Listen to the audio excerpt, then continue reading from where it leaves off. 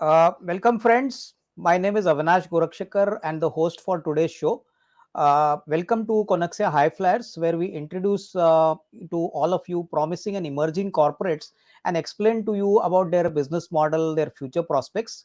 And friends, today we have a very interesting company by the name of Infollion Research Services Limited, and we have the privilege and the pleasure to have the managing director, Mr. Gaurav Munjal, with us. Gauravji, welcome to the show and thank you very much for sparing your valuable time with us today. Thank you so much, Avinashi. It was wonderful chatting up with you. A very warm welcome to your viewers as well. Yeah. So, Gauravji, my first question is, if you could please give us some color on the business model of your company.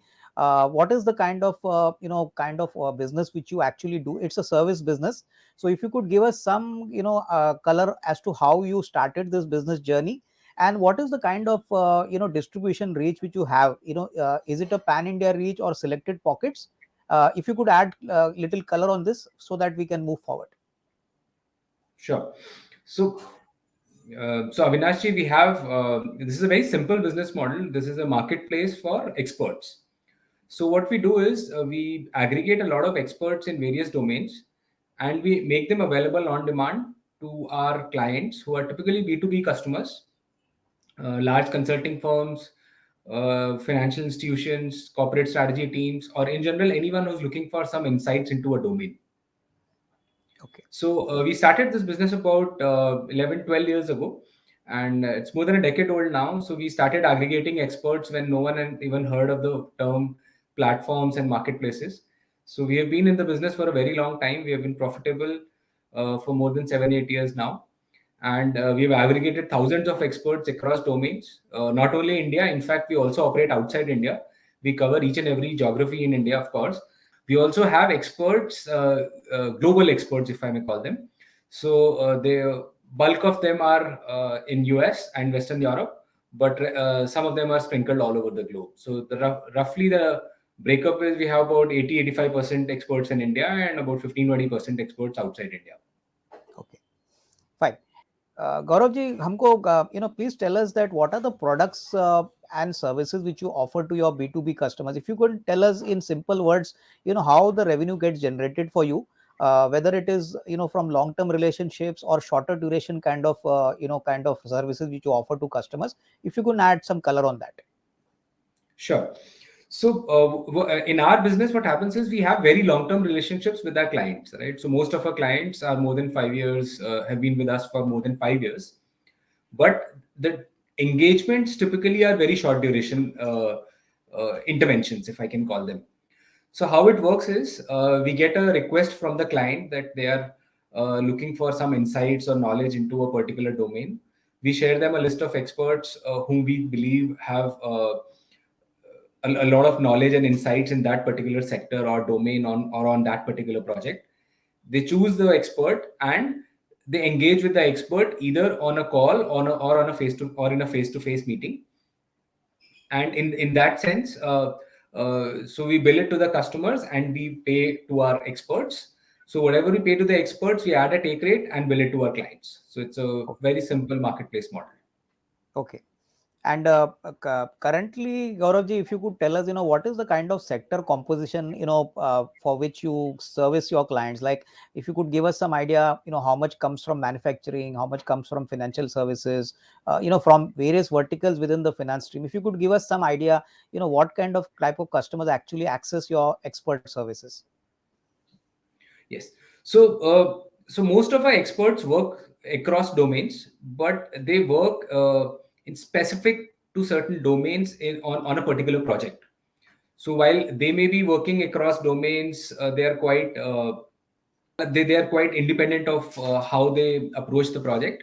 But typically, our business is reflective of India's strengths, right? So the four top sectors, if I can say, is BFSI, IT, healthcare, and consumer goods and retail. So typically, these are the four sectors which are really big in India, and that is what is reflected in our business as well. That's what we have seen. Put together, these four sectors give us about 60% of the business. Okay. Okay. And Gauravji, one more thing which I wanted to ask you, is there a very high percentage of repeat business from your existing customers? What does this actually indicate? Does it mean that it's like some kind of annuity service, kind of business where, the customer comes again and again to access your experts? So if you could add some color on this. Of course. So most of our clients are, we have very long term relationships, right? But each project is a different, each project is a different sector, right? So our clients use our experts across various sectors on a short term basis. So while the central relationship with the client is very long term, very strong, and it has been in existence for more than 5 years, in some cases 10 years as well, but each project is in a new sector. That's how we work at our end. Okay. And just one more thing which I wanted to ask you is that, as far as your customers are concerned, without naming the customers, if you could tell us that, what could be the kind of concentration levels which you have in your business? Like, do your top 5 customers account for, let's say, 30-40% of your revenue, or is it more scattered and more diversified? If you could give us some idea on this. So it's reasonably diversified.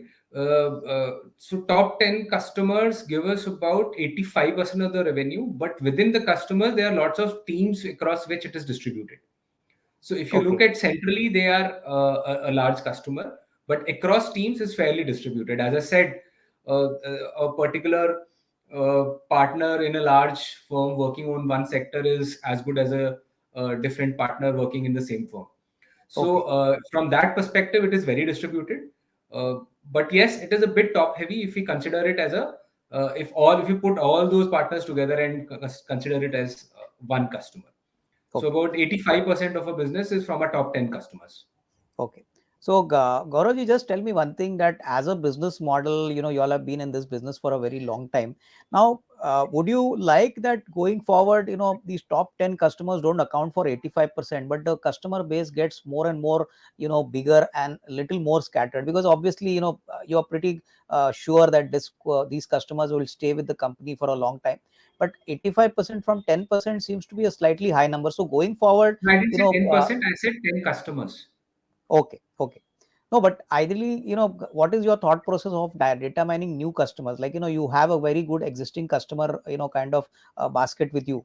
But going forward, what is the kind of opportunity which you see in the domestic market, as well as in the international market? What kind of growth number could we reasonably expect, for your overall customer growth? Like, today, I believe, you have a reasonably large customer base, but looking at your IPO plans and, next 2 to 3 years, what could be your assessment of the overall growth in the customer numbers? Because your company is reasonably small, so there's a lot of growth visible now, and obviously on a lower base, growth will come in equally faster. So if you could share your thoughts on that. Right. Uh, so what happens at our end is when we started this business, this was a relatively new concept, right? So we were, if not the inventors, we were a relative pioneers at least of this business, these kind of businesses in general, right? So marketplaces or platforms 10 years ago used to be non-existent. Okay. Now, remote work, flexible work has kind of come up, and we have for the last 2 3 years, it is the number of customers approaching us have suddenly exploded. While they have not went, they are still they haven't gone all into the remote and flexible work as of now, but we see a very significant uptrend from Indian corporates as well.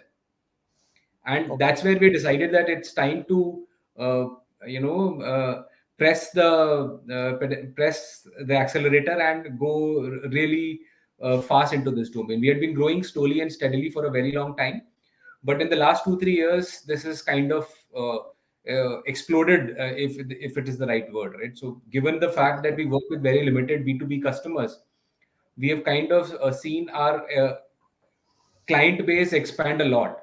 So, Okay. so especially in advanced markets, the concentration of large consulting firms or even corporates is not as high, right? There's a very, very large tier two. In Yeah. India, it is still top heavy. So we think we would be very reflective of Indian corporate growth. Okay. The more and more tier two firms we see in India, and we have already made inroads into those customers, and we hope to expand those customers over the long period of time. Having said that, even the top tier customers which we have had for a very long time are growing at a very healthy clip. Okay. Gaurav, you made a very valid point. Tier 2 companies definitely are growing very fast, and the number of companies in that basket is extremely large. So, I take your point extremely positively. Tell me one thing, Gaurav, now over the next, say, 4 to 5 years, what is the kind of opportunity for your kind of business? We call it as the gig economy. So, if you could tell us something that how big is this market as of now, and in your assessment, since you all have been one of the early movers here, what is the kind of opportunity size which one can visualize over, say, next 3 to 5 years on a very approximate level? Sure. So gig economy is a fairly wide concept, right? So anything which is any business which is hiring on a temp basis or a contingent hiring, as we call them, is technically a part of gig economy. But we focus only on the platform based gig economy, where you actually log on to a platform or you approach a particular platform and try to hire from those platforms only, which we call as a human cloud, right? So this particular segment is divided into two segments: B2B human cloud and B2C human cloud. So put together, so we have seen a lot of estimates made by large institutions in India, which is ASSOCHAM. ASSOCHAM estimates it at about 90 million workers. Niti Aayog estimates the B2B segment only at more than 7.5, 8 million workers. So this is a very Okay. large market. So while globally this is more established, only the human cloud market globally is considered to be in excess of $300 billion, right? Okay. And out of which the B2B part is about 23-24 billion dollars, which gives us about 2 lakh crores of market. So that's a Okay. very large market. Having said that, India is not as large as of now. While the B2C segment and the medium to low skill segment is very large in India, the highly skilled segment is still coming up. Okay. Okay. Gauravji, now having understood what is the market potential, and you mentioned something about the Indian market potential. Now, in this perspective, we have understood that your company is also looking at making an inroad in the US market. So, if you could tell us, what are your plans there? How big is the opportunity there, and how company is planning to capitalize that opportunity, say, over the next, say, 2 to 3 years from as of now? Sure. So US market, of course, is a far more mature market. In general, Western Europe is also far more mature as of now. So we expect the Indian market to catch up, but before that, we also want to expand into the US market and capture that opportunity. Okay. We believe that opportunity in our very specific segment is actually about 40-45 times larger than what it is in India. In Okay. the overall B2B human cloud, I already mentioned those numbers. They are far bigger, in excess of 100 times. And overall gig economy, I mean, there's nothing much to add. It has literally exploded over the last 10 years. This market didn't exist. The only way it existed was staffing companies, and that has completely flipped and has started moving towards platforms. Okay. Okay. Now, Gauravji, one more thing which I wanted to understood is, you're making an inroad in the US markets. So, if you could share with us any kind of, broad number as to what is the kind of investment you all are making. Obviously, this is an investment for future. So, broadly, what kind of investment is the company planning to actually make a foray in the US markets? If you could, share some broader numbers for us. Sure. So we recently set up a team which works on US time zones, or in some cases Europe time zones as well. It's a small team as of now, but we already started investing in that segment, and that's a segment which we really want to expand over the next 2-3 years. So we Okay. have already earmarked about 5-6 crores of funds towards that, and that is one of the primary reasons, as mentioned in our objects of the offer as well, that we would be spending these amounts over the next 2-3 years to expand into the US market. We already Okay. have a base. Most of our clients are global in nature. We already have central contracts. We have already started receiving the contracts. In fact, this year we did certain percentage of our revenue from US as well.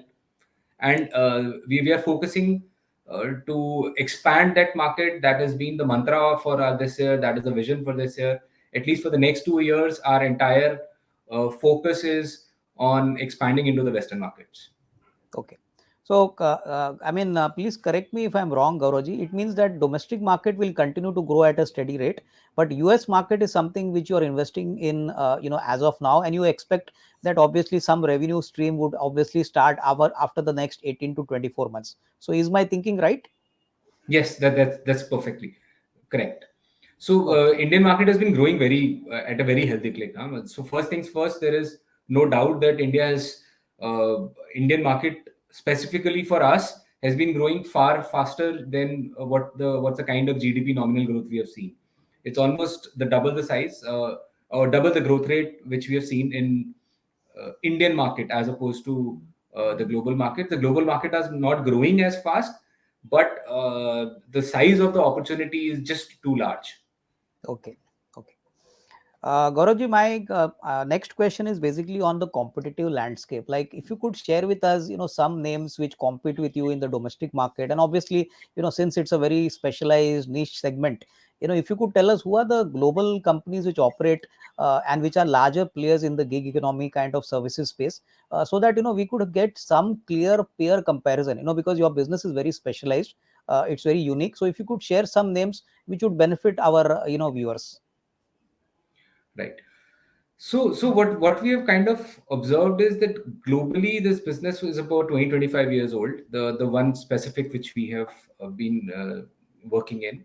So there are some at least 4 or 5 very large players which operate in thousands of crores in INR. So GLG, Guidepoint, Alpha Sites. So these are some of the names which you have seen, which are very large in US. They've been growing at a very healthy click there as well.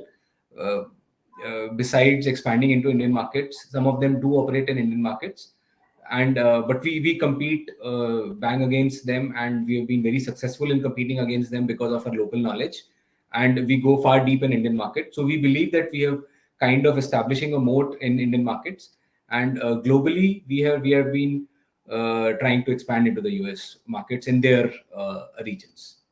Okay. Okay. Now, Gauravji, one question which I wanted to ask you on the financial side, since yours is a very asset light model, you all invest more in your employees and obviously the manpower resource, and then revenues get generated. So typically, if one were to look at your revenue composition, the cost composition, I believe employees would be the main cost. After that, what are the other costs which are associated with your company's business model? Any major cost which you incur apart from the employee cost? Well, the largest cost for us is payouts to the experts, and the second highest is the employee cost. Okay. And So what is the degree of operating leverage? If you could tell us that, from one expert, you all can cater to say 10 companies or maybe 50 companies, how well can you manage the experts in the sense that, within the same cost, you all can scale up your operation. So if you could give us some idea on that. sure. So typically what happens is marketplaces operates on network effects. The more experts you have, the more clients you will get. The more clients you will get, the more experts will be attracted to your platform. That's the what I can say, the beauty of this business, right? So the incremental value generated for each expert and each client is far more than what you invest. So it doesn't increase linearly, right? It is not a typical service business where you add more employees and you get more business. In Correct. this case, let's say if you have about 100 odd employees, and they can easily, what really increases the revenue is the number of experts, which is essentially being done by the platform capabilities, right? Exactly. So initially you invest in expanding the network, and you earn much healthier margins on the overall EBITDA level as and when the network size increases. Okay. Okay. So in India, we go really deep into the network in the sense that we have aggregated thousands of experts over the last 10 years. There are almost 45,000 experts across various domains. But in US, obviously, the number is still lesser. So Okay. what happens is in India, we make far healthier margins than what we make outside India because we are still investing in growing the network. Exactly. But the Exactly. beauty of this business, as I said earlier, is the network effect. So once we reach a certain stage or a number of experts in a particular segment in a particular geography, then the repeat business from those experts is what really makes money for you, and for which no further employees are required. Okay. Okay. Understood. I think Gaurav very nicely articulated by you. Now, tell me one thing that you all have been in this business for a long time. You all understand this business very well. Now, tell me on a very broader level, how are such companies valued in the markets? If you could give us some idea, because this business is very much scalable to a very significant level going forward, and it all depends on the network effect, as you told. Any idea if you could help us, how global companies in the same business are valued? Is it on the same EV to EBITDA multiple, or is it on a purely price earning multiple? I mean, I'm just asking you this very clearly because your business is very unique, Gaurav. And it's not a typical manufacturing company where you make something and you generate a profit. This is a purely intellectual, manpower service driven business. So if you could share some thoughts on this, since you all are there in this business for a long time, I'm quite sure you must be aware of how international companies are valued, because finally it's all about human value which we are looking at. Fair enough. Fair enough. So typically, it depends on the concentration of experts in a particular segment and geography, right? Okay. If you have a lot of experts spread over the globe with very small sprinkling in across the world, across the sectors, then the value may not be very good. But if you cover certain sectors and certain domains and certain geographies really well, then Okay. the multiple goes really high, because you're able to extract far more from the same expert without putting in those incremental efforts, Okay. Okay. Okay. Understood. right? Having said that, there are not too many companies who have been operating in this for a very long time. So this is a relatively new business. Not many of them are listed, but there are some large players in pretty much every geography. Let's say East Asia, there would be a Japanese firm which is listed. In China, there are again two or three Chinese firms which are very big. In US, there are four firms. Obviously, US has been the pioneer of these kind of businesses, especially in the knowledge economy. So all of them are very large businesses. So we can't be Okay. sure about what happens in the private rounds, and they're not peer-to-peer benchmark. But in Japan, we have seen multiples which are simply not seen in Indian markets as of now.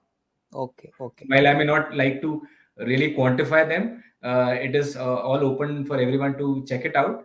But it is far more than what we are trying to do at our end. Okay. Okay. I think understood, Gauravji. Thank you for the answer. Now, Gauravji, if you could share with us some financial information, as of March 22, which was the last financial year. What has been the kind of revenue the company has generated? What is the profit? What is the operating, kind of EBITDA which you have generated? And if you could share with us data, for the first 6 months, which is obviously, very very much traceable in your prospectus also. If you could share some data points to help our viewers understand what's the kind of traction in revenue, what is the traction in profit, if you could share some numbers for us. Yes, of course. All those numbers are listed in detail in the prospectus, but I would be happy to provide a summary for them. So this year, in the stub period of first half of this year, which is financial year 22-23, we've done about 15 odd crores of total business. And we have seen that over the last 3 years, we have averaged almost 35% 40% CAGR both on profits and revenue. So similar numbers we have seen for ROCE. So it's a very healthy, growing, uh, uh, cash light business, if I can call it. So we have been able to put those numbers very clearly in a prospectus. I think last year we did about 22 odd crores is what we have seen. And before that, we were about 15 odd crores. Before that, we were 10 odd crores. So I'm not giving the precise numbers. You can obviously go and anyone can check on the prospectus. But what we have seen is that we have seen some very healthy growth over the last 3 years. And hopefully, it would rather accelerate, if not remain the same. Okay. Now, Gauravji, we were looking at your company's operating margins, which you mentioned, have also been rising. So, you have steadily maintained your operating margins at around 20 to 21%. So, once the scalability from your US business also comes in, can we at least broadly expect that these EBITDA margins could obviously get a little more traction, because whatever investments you all are making as of today, maybe in the next 2 years, these EBITDA margins could improve further, as your scalability and revenue from your US operations starts trickling down into the revenue, for the company.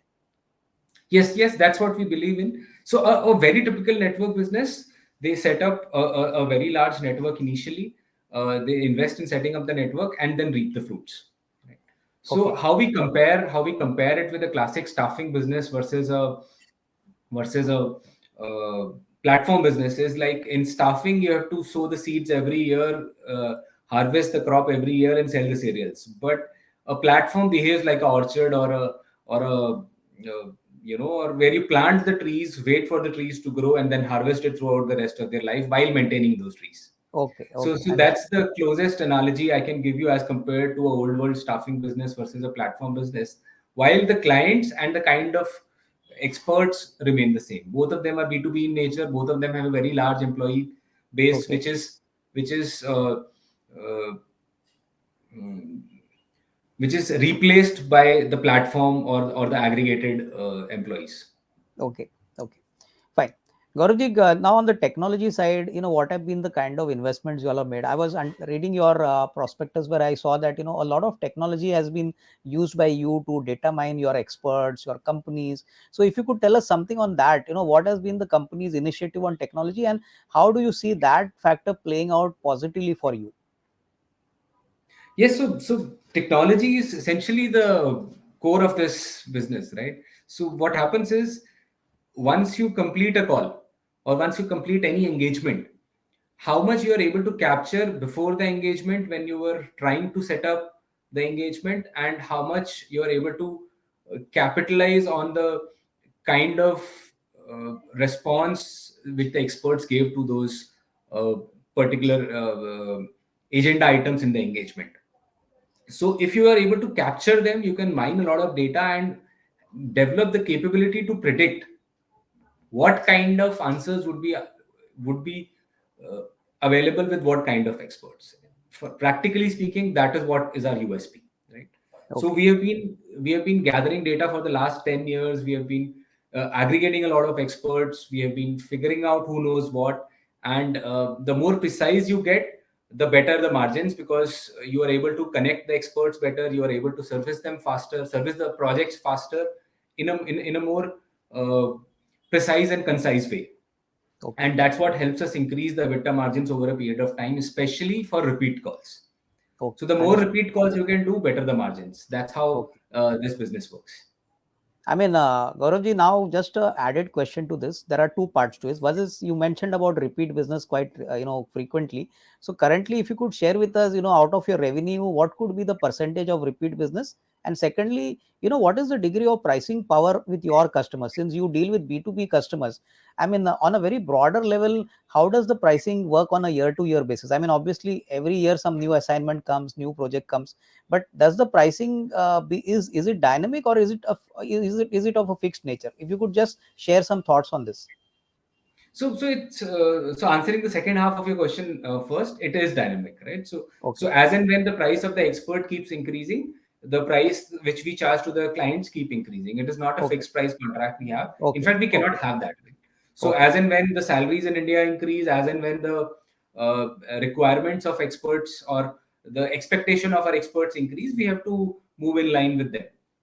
There is no two ways about it, right? okay, So coming back to the first half of your question, uh, so how this essentially works is that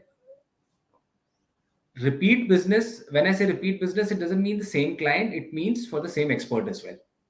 okay, okay, okay, So when we are expanding the network and we do the first call with the expert, or any of our when we do the first engagement with any of our network members, that's where the spending stops. okay, okay, The next business, essentially, you just pay the gross margin to the expert, and rest of yeah, the money is straight to the bottom line with a little okay, bit amount spent on servicing the okay, understood. client, right? But the bulk of the cost is usually covered at the end of the first engagement. Okay, understood. And that's what I mean when I say repeat business is something which is really helpful. So now, Okay, how do we capture this repeat business? There are three aspects, right? One is, of course, the network effects, which I've already said.